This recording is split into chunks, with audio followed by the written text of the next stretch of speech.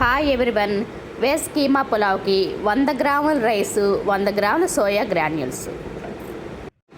Veg keema pulao prepare చేసుకుందాము. బియ్యం 1 గంట ముందు నానబెట్టుకోవాలి. 1 గ్లాస్కి 2 గ్లాసులు వాటర్ పోసుకోవాలి.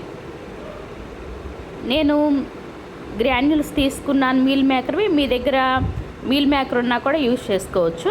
గ్రాన్యూల్స్ శుభ్రంగా కడిగి 10 నిమిషాల ముందు గోరువెచ్చని నీళ్ళలో నానబెడితే సరిపోతుంది. ఆయిల్ 2 స్పూన్స్, నెయ్యి 1 స్పూన్. స్పైసెస్ వేసుకున్నాము.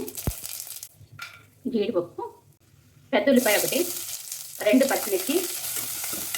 ఉల్లిపాయ బాగా వేగితేనే టేస్ట్ బాగుంటుంది. ఆల్రెడీ మన ఛానల్లో వెజ్ కీమా కర్రీ ఉంది.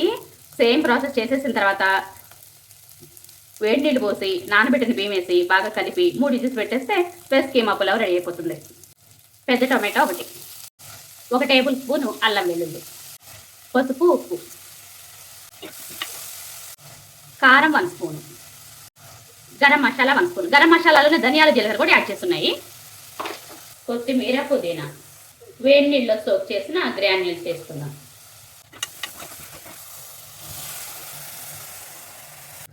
గంట ముందు నానబెట్టిన రైస్ వేసుకుందాం. 3 విజిల్స్ పెట్టుకుందాం. ఇక చిల్లుడ్ రైతాతో సర్వ్ చేస్తే చాలా టేస్టీగా ఉంటుంది.